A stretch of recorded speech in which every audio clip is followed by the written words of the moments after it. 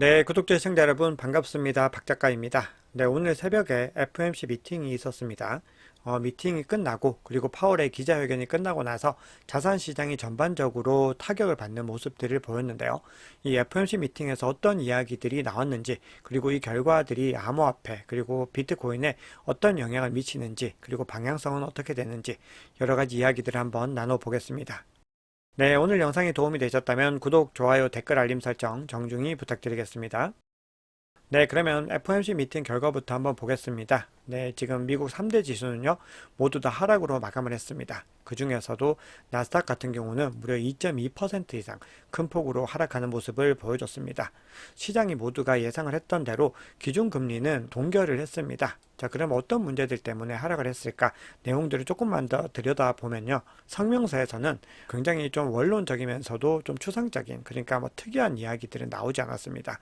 위원회는 인플레이션율이 2% 이내로 진입할 것이라는 확신을 얻기 전까지는 금리 조정 범위를 축소하는 것이 적절하지 않다. 이렇게 판단을 했다라는 겁니다. 그러니까 FOMC 입장에서는 뭐 나올 수 있는 이야기라고 볼 수가 있고요. 자, 그럼에도 제롬 파월이 대부분의 FOMC 위원들이 올해에는 금리를 인하하는 것이 적절하다고 생각하고 있다. 어떻게 보면은 뭐 나름의 긍정적인 메시지라고도 볼 수 있는 이야기들을 했습니다.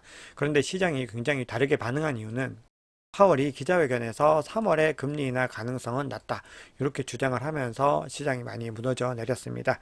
시장의 일각에서는요, 3월에 아마 금리 인하를 한 차례 정도 하지 않을까, 이런 전망들이 있었습니다. 실제로 패드워치를 보면요, 54% 정도는 3월에 금리 인하에 베팅을 하고 있었던 거죠. 그런데 이 회의가 끝나고 나서는 이제 3월에는 금리를 동결할 것이다 라는 의견이 훨씬 더 지배적으로 지금 올라갔습니다. 네, 그러면 시장에서는 금리 인하를 언제로 기대를 하고 있을까요? 네, 5월을 많이들 바라보고 있습니다.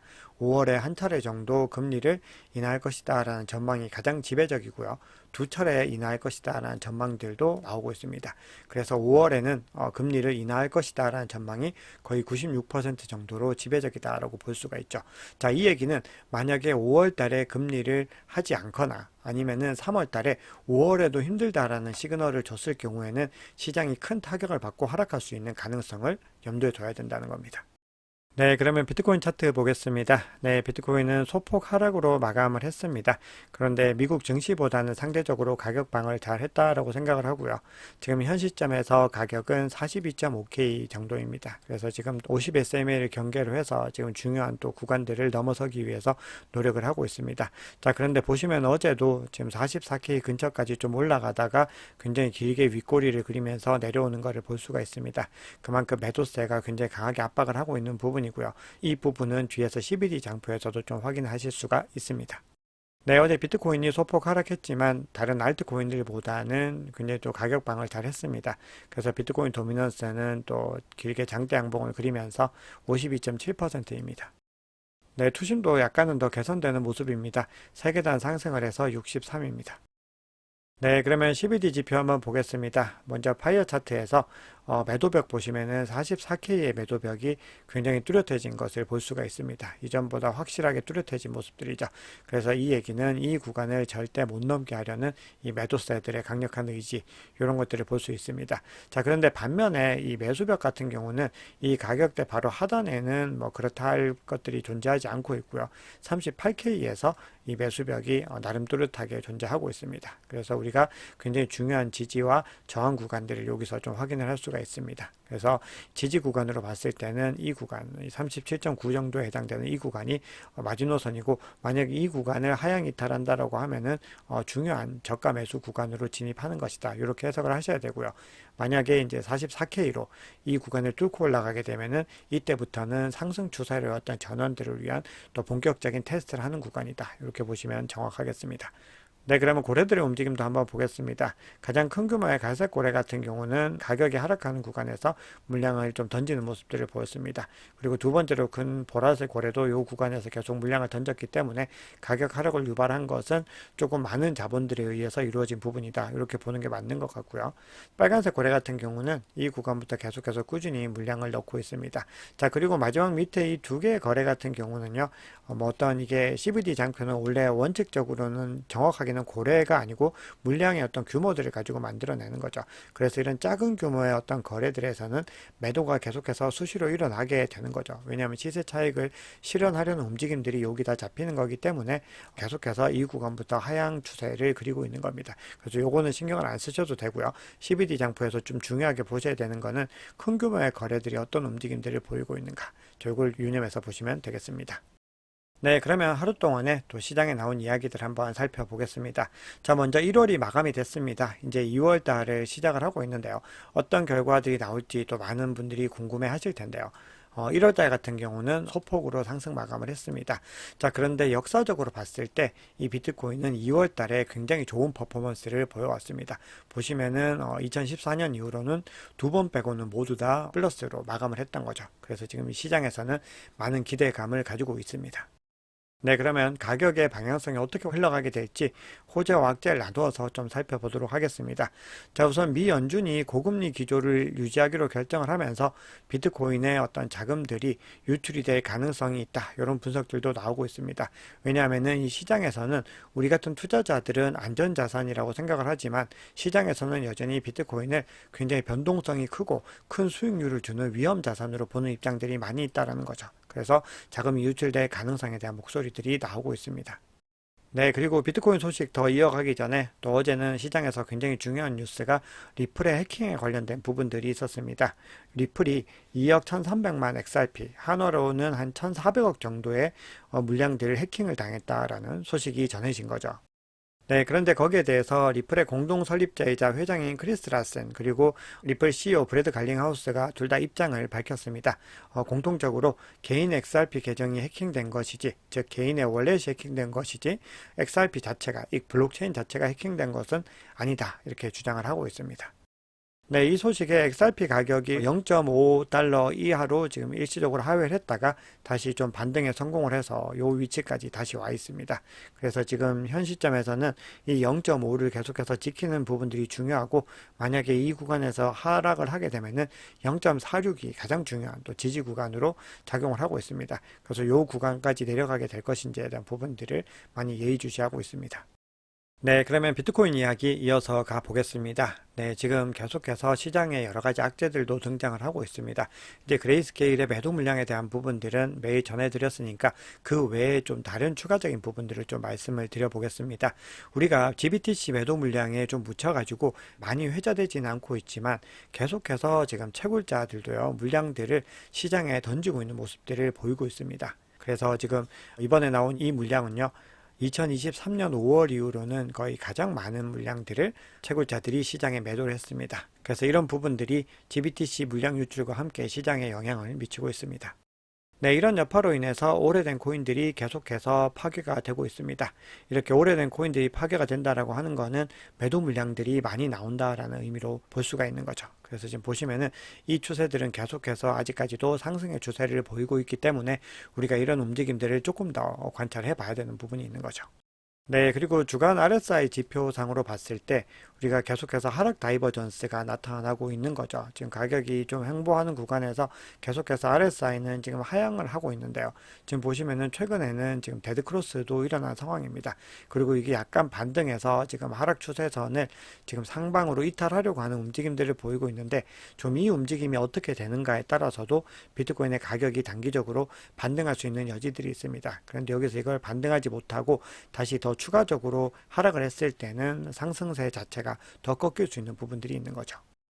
네, 그럼에도 시장이 계속해서 움직이고 있는 모습들은 제가 일전에 전해드렸던 것처럼 고래들은 계속해서 이 지점을 비트코인의 아주 저점이다라고 생각하고 모으고 있다라는 부분이거든요. 여기에 대해서는 뒤에서도 좀 다른 자료로 말씀을 드릴 텐데요.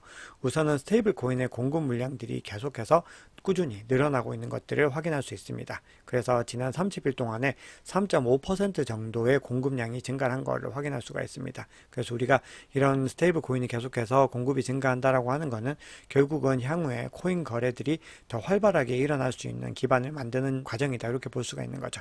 그래서 이런 부분들은 시장의 가격을 잠재적으로 끌어올릴 수 있는 호재다, 이렇게 볼 수가 있습니다.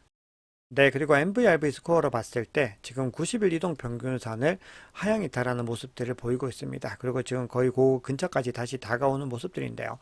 과거의 패턴으로 봤을 때, 그러니까 작년 한 해 동안의 움직임으로 봤을 때 이 구간이 90일 이동 평균선 밑으로 하향 이탈했을 때가 늘 저가 매수의 구간이었습니다. 그러니까 우리가 이 구간이 지금 현 시점에서는 비트코인이 굉장히 저평가된 구간으로 볼 수가 있습니다.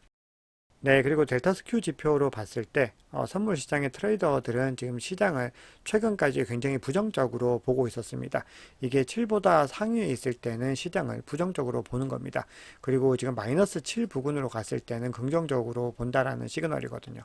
근데 이게 지금 보시면은 계속 하락을 해서 지금은 대략 한 마이너스 5% 내외에 있습니다. 그러니까 최근 시장이 굉장히 하락장이었을 때에 비해서는 시장을 바라보는 인식들이 굉장히 긍정적으로 바뀌어가고 있고, 그럼에도 아직까지는 선물 시장에서는 이 시장을 좀 중립적으로 바라보고 있다, 이렇게 해석할 수가 있겠습니다.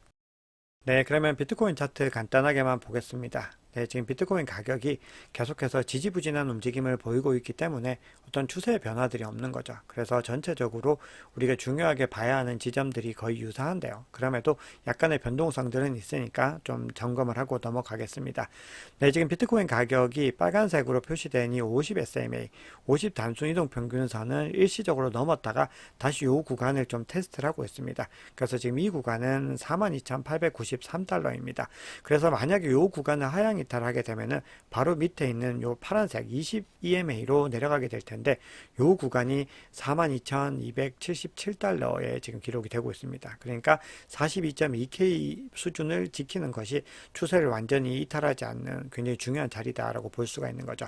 그래서 만약에 이 구간을 하향 이탈하게 됐을 때는 40K와 37.9K 여전히 동일하게 유지가 되는 거고요. 만약에 이 구간에서 다시 50 SMA를 넘어서서 반등을 하게 됐을 때는 44.7K를 빨리 테스트를 해서 상방 돌파를 하는 것이 추세 전환에서 가장 중요하다, 이렇게 볼 수가 있습니다. 그리고 지금 보시면은 RSI 같은 경우는 좀 상향 추세로 넘어가고 있고 중립에서 약간은 더 넘어서 있기 때문에 상승세들이 여전히 좀 힘을 낼 수 있는 여력이 있다, 이렇게 해석을 할 수가 있겠습니다. 네, 그런데 지금 보시면은 매물대도 양쪽이 거의 유사하다, 이렇게 볼 수가 있고요. 지금 상방이 조금 더 두텁게 형성된 모습들을 확인할 수 있습니다. 자, 이더리움 같은 경우는 지금 50 SMA와 20 EMA가 거의 겹치고 있습니다. 그래서 만약에 이 파란색 선이 하단을 돌파하게 되면은 데드크로스가 일어나기 때문에 좀 일시적으로 단기적으로는 더 가격에 나쁜 영향을 미칠 수가 있는데요. 이더리움도 마찬가지로 좀 중요한 구간들을 넘어서야 됩니다. 그래서 지금 2200달러 정도 수준에 머물고 있는데, 이 구간에서 만약에 2400달러까지 올라갈 수 있으면은 이후에는 2700달러를 테스트를 할 수 있는 거고요. 만약에 이 구간을 지키지 못하고 하락을 하게 됐을 때는 2100달러까지도 하락할 수 있는 가능성이 열려 있다, 이렇게 차트상으로는 확인할 수 있습니다. 자, 그리고 이 이더리움 같은 경우도 RSI가 지금 중립에 거의 위치를 하고 있습니다. 그래서 약간 상승 추세에 있지만 아직까지는 중립에 유지를 하고 있다. 그래서 지금 매수세와 매도세가 굉장히 팽팽하게 균형을 이루고 있는 것으로 볼 수 있습니다. 네, 그러면 가격 전망 간단하게 말씀드리고 영상 마무리하겠습니다. 자, 우리가 좀 많은 비판을 받고 있는 분이기도 한데요. 또 그럼에도 이 S2F 모델이라고 하는 것이 나름의 의미가 있다라고 보는 입장들도 있습니다. 그래서 어떻게 보면 비트코인 가격을 측정하는 하나의 어떤 방향성을 만들어 줬다라고도 볼 수 있는 거죠. 그런데 이 플랜 B가 요즘에 어떤 입장들을 좀 자주 밝히고 있는데요. 어떤 주장을 하고 있냐면은 2024년 이번 반감기를 기점으로 했을 때 상승장에서는 아마도 53만 2,400달러까지 상승할 수 있을 것이다, 이렇게 주장을 합니다. 이 금액은 거의 7억이라는 굉장히 큰 금액입니다. 그러니까 이 금액을 본인이 가지고 있는 이 S2F 모델을 돌려보니까 이렇게 나왔다라는 의미인 거죠. 자, 그런데 더 놀라운 좀 가격 예측을 하고 있는데, 이 예측이 이제 만약에 2028년 반감기 이후에는 어디까지 갈 것인가에 대한 부분들은 무려 500만 달러라고 주장을 하고 있습니다. 이걸 하나로 환산하면은 거의 뭐 66억 이 정도에 달하는 금액이죠. 그러니까 2028년까지 비트코인을 들고 있으면은 뭐 수십억을 벌 수 있다, 뭐 이런 식의 주장을 하고 있는 거죠. 그래서 이 주장은 뭐 어쨌든 가격대 자체는 우리가 참고만 하면 되는데요. 결론적으로는 비트코인은 앞으로도 계속해서 2024년, 2025년이 지나도 꾸준히 계속해서 가지고 있어야 되는 굉장히 중요한 자산이다, 이런 의미로 해석을 하시면 좋을 것 같습니다. 그래서 우리가 지금 이번 반감기가 지나면 이제 뭐 끝이다, 이런 개념이 아니라 계속해서 꾸준히 들고 있어야 되는 자산이다라는 겁니다. 네, 그리고 모건 크릭의 CEO인 마크 유스코 같은 경우는 이번 반감기를 기점으로 2024년 말까지 최소 10만 달러까지는 상승할 수 있다. 이렇게 주장을 했습니다. 자, 그리고 이 가격은 원화로 환산하면은 대략 1억 3천 정도 되는 금액이죠. 자, 그러면서 또 중요한 얘기를 하는데요. 꾸준히 상승하는 것이 아니라 폭발적인 랠리를 통해서 일어날 수 있다. 이렇게 주장을 합니다. 그러면서 수요일 내에 10만 달러를 돌파하면서 사상 최고치를 경신할 것 같다라고 주장을 하고 있습니다.